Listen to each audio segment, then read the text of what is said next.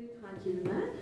Ça fait vraiment plaisir que vous soyez déplacés en grand nombre. Je remercie d'ailleurs nos représentants syndicaux qui ont accepté de nous aider là-dedans dans cette présentation. Aujourd'hui, on va vraiment faire une présentation de la réforme de l'assurance-emploi. Qu'est-ce que ça implique concrètement?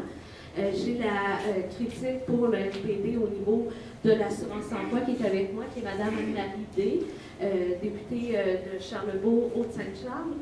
Et c'est une femme qui milite avec moi au NPD depuis 2007. Elle a été candidate en 2008. C'est vraiment une femme d'expérience qui connaît bien la réalité.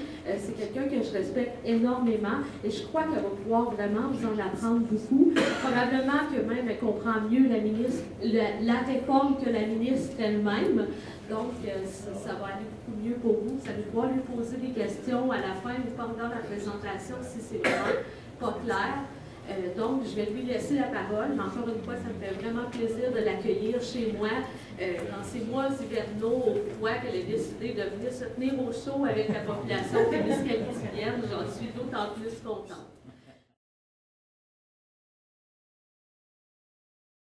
Qu'il y a maintenant versus ce qu'il y avait avant et comment ça va vous toucher. D'ores et déjà, je remercie Christine qui m'a invitée. Je connais Christine effectivement depuis 2007. Elle s'est présentée en 2006, mais moi, je n'étais pas candidate à ce moment-là. Je me suis présentée en 2008 et en 2011. Et on avait eu la percée à Ottawa, je me souviens très bien. Avec Christine, on s'était dit, si un jour on était au pouvoir, qu'est-ce qu'on aimerait avoir comme ministère? Et Christine avait dit la défense nationale. Alors, il faut croire qu'elle avait prévu que ce serait un dossier qui lui tomberait un jour dessus. Elle a été soldate, vous le savez tous, j'imagine, à un moment dans sa vie, un bon 3 ans. Elle connaît le système, puis elle sait comment ça fonctionne. Elle vous défend très bien en Ottawa, je vais vous dire, particulièrement les dossiers de défense nationale, oui, mais au dossier aussi de tous les jours, vous avez une excellente députée qui prend votre défense. Maintenant, je vais arriver tout de suite à l'assurance-emploi. Aujourd'hui, d'accord, je vais vous parler un petit peu de moi. Alors, je m'appelle Anne-Marie Day, je suis députée du NPD depuis 2011, je me suis présentée en 2008. Dans ma vie, j'ai dirigé plusieurs groupes communautaires, des centres de femmes, des groupes en employabilité, intégration et réintégration sur le marché du travail, qui touche beaucoup, entre autres, cette réforme-là touche beaucoup. J'ai aussi travaillé au niveau du développement local et régional, j'ai une maîtrise en développement local et régional, donc je comprends bien les impacts d'une telle politique sur l'exode des populations. C'est un dossier que je comprends bien. Je travaillais au niveau des MRC sur la Côte-Nord.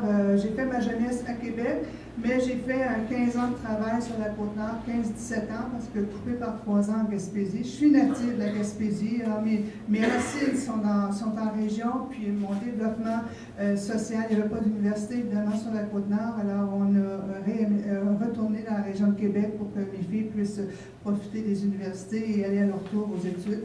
Et c'est après ça que je me suis engagée au niveau du NPD. Alors, ça donne un petit peu le profil du travail que j'ai fait. J'ai dirigé des groupes communautaires, j'ai aussi dirigé une chambre de commerce dans ma vie et un groupe de formation et consultation d'entreprise. Alors, j'ai joué tout le temps avec les deux. Souvent, je suivais, comme la plupart des femmes, lorsque j'étais enceinte, j'arrêtais le travail, je reprenais, ou mon conjoint déménageait, alors je déménageais, puis je reprenais. Alors, c'est pour ça que j'ai occupé plusieurs fonctions dans ma vie qui m'ont amené. Je travaillais aussi dans un CRD de la Côte-Nord, qui est devenu maintenant les CRE que vous connaissez aussi. Donc, ça me permet de connaître un peu tout ce domaine-là. On va commencer. La présentation va durer à peu près 15-20 minutes. Je ne pense pas m'étirer, mais je veux surtout vous entendre après, parce que c'est en écoutant et en se questionnant ça nous permet de peaufiner notre discours. Alors, aujourd'hui, je vais vous parler d'emploi convenable, de recherche d'emploi raisonnable, du tribunal de la sécurité sociale, du fameux projet pilote Je travaille pendant la période de prestation. Je vais vous parler aussi des nouveaux taux de prestation, la façon dont c'est calculé, et l'abolition du projet des 5 semaines supplémentaires pour certaines régions, qui était le projet pilote, je pense, sauf erreur, numéro 14 ou 15. Alors ça s'en va. Je vais aussi vous parler des principaux impacts. Excuse-moi si je te passe la lumière en plein dans les yeux. Les outils de mobilisation et les propositions du NPD. Alors, un petit peu d'histoire. En mars 2012, c'est le moment où le dépôt du budget a été fait. C'est le fameux C-38 qu'on a appelé le projet de loi Mammouth et qu'on a appelé Mammouth 1. Et maintenant, ils ont présenté le C-45 qu'on appelle le Mammouth 2. Alors, c'est 2.0 dans certains cas aussi. Après ça, le 24 mai, la ministre, après plusieurs interventions de notre part, a fini par définir ce qu'elle entendait par convenable et raisonnable. On revient dans l'allocution aujourd'hui sur ces deux mots-là. Et puis, le 18 juin, le budget est adopté, mais il est adopté après qu'il y a eu 871 amendements de la part de l'opposition qui ont tous été battus les uns après les autres. Alors, quand ils disent « vous n'acceptez pas vous ne votez pas de notre côté, donc vous rejetez telle chose, ben, c'est parce que ce n'est pas acceptable. On émet des amendements et les amendements sont aussi votés ou sont aussi défaits. Donc, on fait notre job, mais eux ne la font pas. Le 5 octobre, modification au projet de loi pilote pendant le travail pendant une période de prestation. Je reviens là-dessus, mais ça, c'est toute la partie quand vous êtes sur l'assurance emploi et que vous allez chercher des gains autres pour, durant la période où vous travaillez à temps partiel, le temps de reprendre, par exemple, votre emploi à temps plein. Alors, la réforme avant-après. Alors, vous vous souvenez des années à peu près, je dirais, avant 2005, il y avait de 1 à 13 semaines, on pouvait occuper, où on cherchait un emploi exactement dans la même chose. Alors, si j'étais chauffeur, par exemple, d'autobus scolaire, je cherchais un emploi aux mêmes conditions, dans le même domaine. Après ça, de 13 à 26 semaines, je pouvais étendre la recherche d'emploi, toujours être chauffeur, mais chauffer autre chose sans être pénalisé. Et après 26 semaines, je devais étendre un peu partout là, pour trouver l'emploi. Maintenant, tout ça, ça tombe.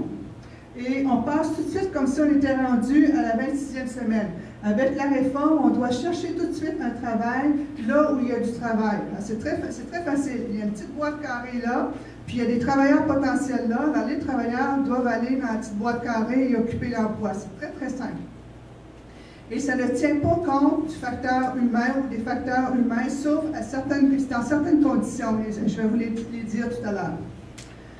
Ici, c'est la Commission d'assurance-emploi qui détermine votre situation personnelle, les conditions de travail et tout ce qui vont venir tantôt, qui sont les conditions exceptionnelles. C'est vraiment eux qui ont le mot final.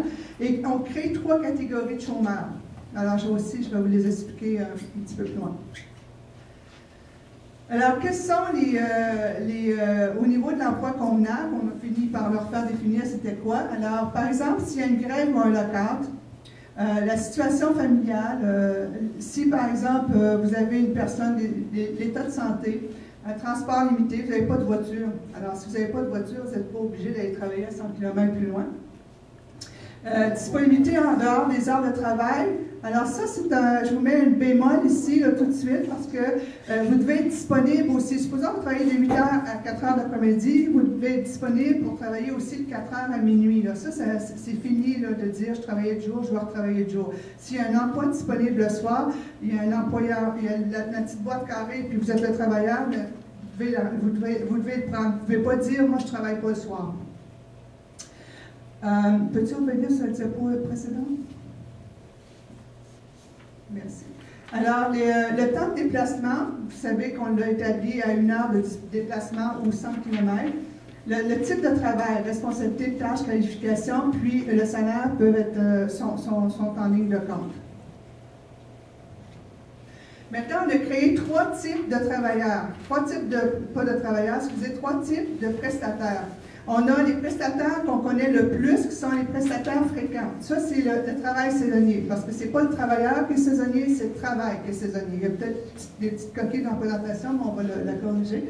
On s'entend que c'est le travail. Si on ne vous offre pas de transport scolaire l'été, c'est parce qu'il n'y a pas de transport scolaire l'été. À la limite, les régions ont fait des gros efforts pour essayer de combler à l'année longue. Ils se sont dit, bon, le transport scolaire peut peut-être aussi faire le transport pour le loisir, mais ça ne va pas chercher tout le système du transport scolaire et les autobus. Certains aussi cumulent 2 emplois, un emploi plus saisonnier qui est l'été et un emploi plus saisonnier. Je donne l'exemple du transport scolaire parce qu'il y a beaucoup de personnes qui sont dans le transport scolaire ici. Quand j'ai fait le tour, j'ai remarqué qu'il y en avait plusieurs. Donc, il y a le cumul de travail d'un emploi à l'autre, mais parfois, on est obligé d'avoir une période où on n'a rien parce que ça ne compte pas toutes les possibilités. Alors, les prestataires fréquents, c'est ceux qu'on appelait communément le travail saisonnier. C'est ceux qui reviennent à chaque année. Alors, à chaque année, monsieur, madame faisait son travail au transport scolaire, puis à chaque été, elle était sur l'assurance emploi. Donc, ça, c'est les fréquents. On disait souvent les travailleurs saisonniers ou le travail saisonnier, c'est les fréquents. Ensuite, les occasionnels, c'est ceux qui étaient... alors, le fréquent, si vous voulez bien regarder, là, tout de suite, après 6 semaines, vous devez accepter 80% du salaire. Et au bout de la 7e semaine, on passe à 70%. C'est-à-dire, là, je vais me corriger, c'est que 80% du demande, vous devez l'accepter tout de suite. Et le 70%, c'est au bout de 6 semaines, dès la 7e semaine. Alors, vous avez toujours vos 2 semaines d'attente, vous avez les 4 semaines de chômage, sans qu'on vous oblige d'accepter à 70, et dès la 7e, c'est 70% de votre salaire. Sinon, vous devez accepter à 80% de votre salaire. Là, on pense qu'il y aura peut-être des abus, qu'il y a peut-être des offres salariales qui vont baisser au niveau du salaire. On offrait 15 $, peut-être l'employeur va offrir un peu moins parce qu'il sait que l'employé, le futur travailleur, est obligé d'accepter à 80%. D'un autre côté, on fait aussi confiance à nos entreprises. Ce sont les plus grands créateurs d'emplois, les petites et moyennes entreprises, et je pense qu'ils sont très touchés par la réforme actuelle. Ici, on avait les travailleurs de longue date. Les travailleurs de longue date, la deuxième catégorie, c'est les personnes qui ont travaillé toute leur vie, par exemple, dans le même employeur, la municipalité, une entreprise, qui à un moment donné arrête de travailler pour une raison X, Y, Z et se retrouve sur l'assurance emploi. Alors, les 18 premières semaines, on lui donne 90% du salaire précédent. Il est obligé d'accepter un emploi. Et à partir de la 19e semaine, c'est 80%. Puis, on a la troisième catégorie qui sont les occasionnels. Les occasionnels, par exemple, si vous avez eu de l'assurance emploi pendant 2 ou 3 fois durant les 5 dernières années, vous êtes considéré comme occasionnel. Alors, ces personnes-là qui rentrent là-dedans, les 6 premières semaines, ils doivent accepter à 90% du salaire précédent. Et dès la 7e à 17e semaine, on passe à 80%, puis on rejoint le fameux 70% au bout de la 18e semaine. Tout ça pour vous dire que de toute façon, à quelque part, la plupart des gens, dans ceux-là, sont touchés par le fameux 70%. On a fait une grosse bataille par rapport à 70%. On n'est pas tout seul à mener cette bataille-là. Les syndicats sont impliqués vraiment les 2 pieds dedans là, pour se battre contre cette réforme-là parce que c'est un non-sens. Et tous les groupes d'action chômage, je pense tous les 12 membres du MAS et le CNC, qui est le Conseil national des chômeurs, travaillent très fort aussi contre cette réforme-là qui enlève aux travailleurs des droits qu'ils avaient auparavant.